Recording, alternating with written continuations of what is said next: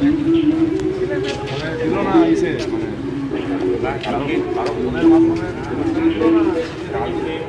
ওর বাড়িতে গেছিল বসার জন্য।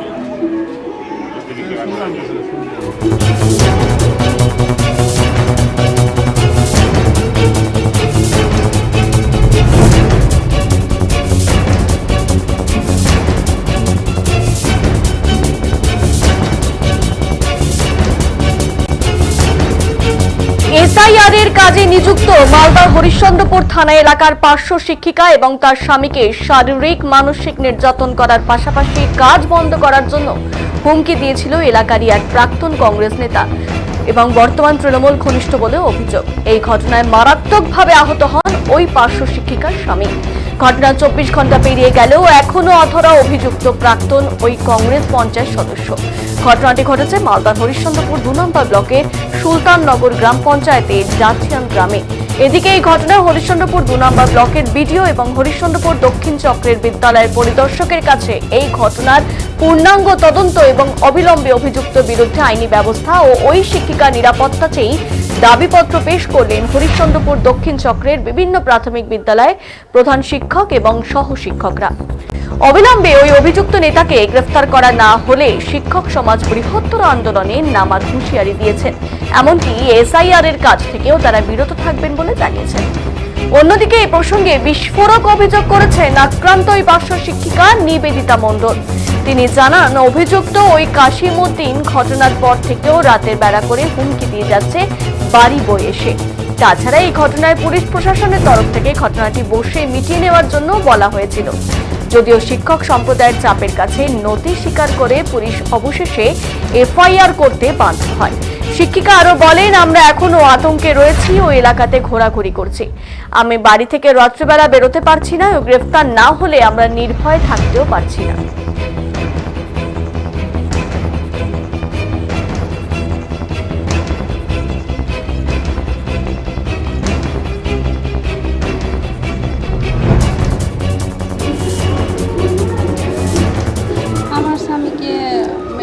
এসআইআর বিএলওর ডিউটি করতে গিয়ে ওই জন্য এখানে সব শিক্ষক মহাশয় জড়ো হয়েছেন। ঘন্টা মাঠে এসআই স্যারের সঙ্গে মিটিং করার পর বিডিও অফিসে নিয়ে এসেছেন। এখন আলোচনা হলো যে থানা কোনো অ্যাকশন নিচ্ছে না, স্যার বিডিও স্যারের কাছে নিয়ে আসলেন সব শিক্ষক জমায়েত বিডিও স্যারকে বলবেন। এখনো গ্রেফতার করেনি? না, এখনো কোনো গ্রেফতার, ঘুরে বেড়াচ্ছে, হুমকি দিচ্ছে, পাশাপাশি ঘুরছে। হ্যাঁ, কালকে নোটিশ নিয়ে গেছিল আমার বাড়িতে। আমি ব্লক অফিসে বিডিও স্যারকে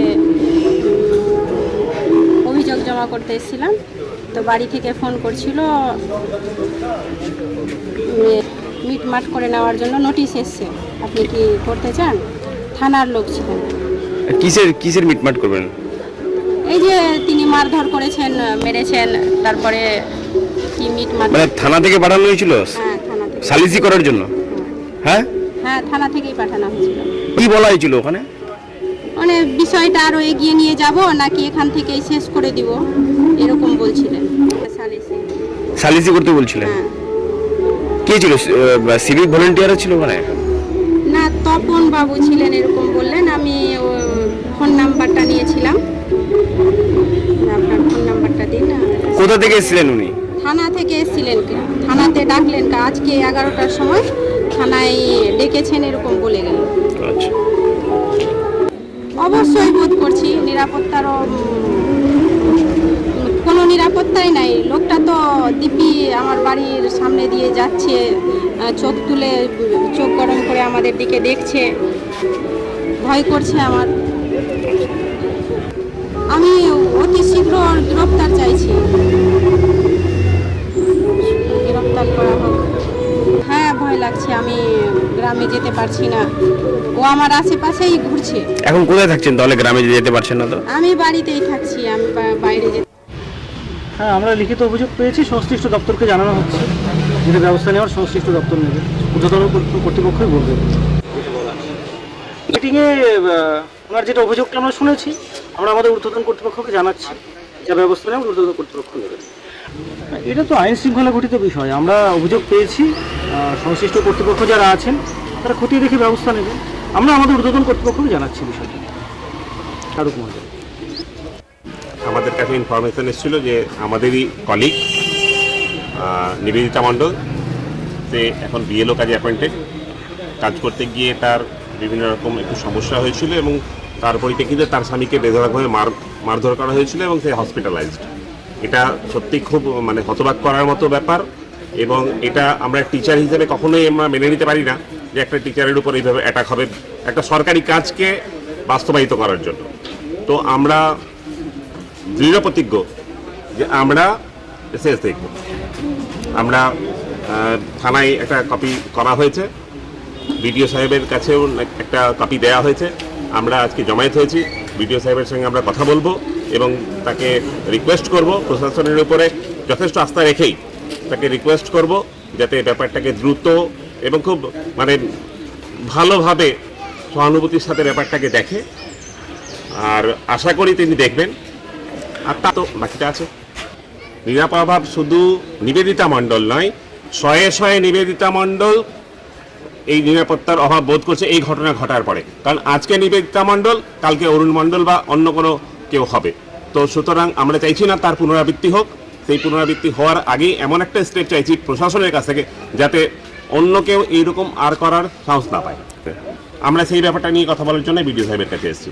বিডিও সাহেবকে বলবো যাতে অতি দ্রুততার সাথে তাকে তার ব্যবস্থা নেওয়া হোক এবং সেই নির্ভয় একটা বাতাবরণের একটা সৃষ্টি করা হোক যাতে বিএলওরা নিশ্চিন্তে নির্ভয়ে কাজ করতে পারে। এই যে ঘটনাটা ঘটেছে সেটা এর জন্য গোটা এলাকাকে কলুষিত করে দেওয়ার মানসিকতা নেই, একটা জায়গায় হয়েছে। তবে এখান থেকে উদ্বুদ্ধ যাতে অন্য কেউ না হতে পারে সেটার জন্য আমরা ব্যবস্থা করতেছি। আপনার নাম? রাজেশ কুমার সাহা। আমি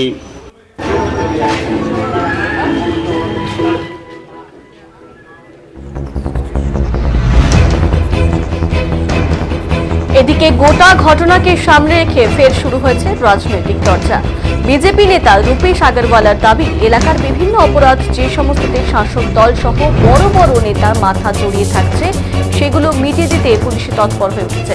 সালিশি করে মিটমাট করে দিতে বলছে। এর ফলে সাধারণ মানুষের পুলিশের ওপর থেকে আস্থা উঠে যাচ্ছে।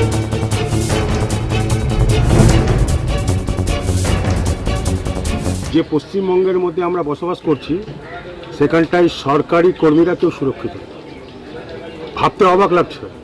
এসআইআর হয়েছে, এসআইআর জন্য নিযুক্ত করা হয়েছে বিএলওকে।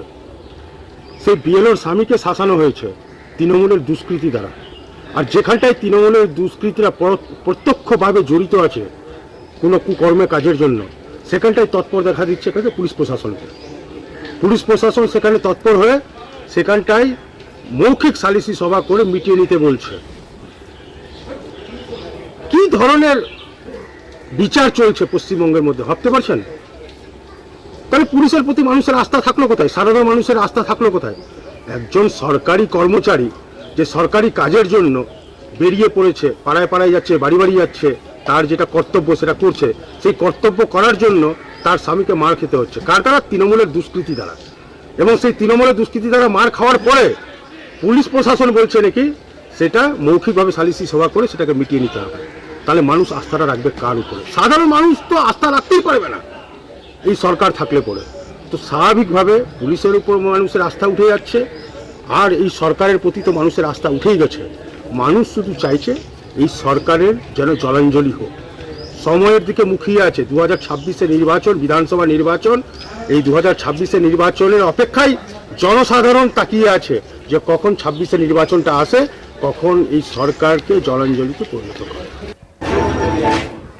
যদিও এই ঘটনায় তৃণমূলের আইএনটিটিইউসি সভাপতি সাহেব দাসের দাবি, অপরাধী যে দলেরই হোক না কেন পুলিশ প্রশাসনকে বলা হবে কঠোর আইনি ব্যবস্থা গ্রহণ করতে। যথেষ্ট সজাগ আছে আর আমাদের পুলিশ নিজের কাজ করছে, কারণ এফআইআর হয়েছে, কেস রুজু হয়েছে, পুলিশ তদন্ত শুরু করেছে। অতি শীঘ্রই আমরা বলেছি যে পুলিশ তাকে অ্যারেস্ট করবে, খোঁজাখুঁজি চলছে, এফআইআর হয়েছে। আর যে দলেরই হোক আর যেই হোক না কেন, যে অন্যায় করবে তার শাস্তি হবে। যে দলেরই হোক না কেন, যে অন্যায় করবে সে শাস্তি তাকে পেতেই হবে। আর আইনের পথেই চলবে, কেউ রেহাই পাবে না, আইনের পথেই চলবে। দ্বিতীয়বার যেন এরকম ঘটনা না হয়, এরকম ঘটনা না ঘটে, সেটাও আমরা প্রশাসনকে বলেছি, পুলিশকে আমরা বলেছি। পুলিশ নিজের কাজ করছে, আইনের পথে চলছে, আইনের কাজ করছে, যথেষ্ট সজাগ আছে। আমি সাহেব দাস, হরিচন্দ্র ব্লক 1 আইনজীবী সভাপতি।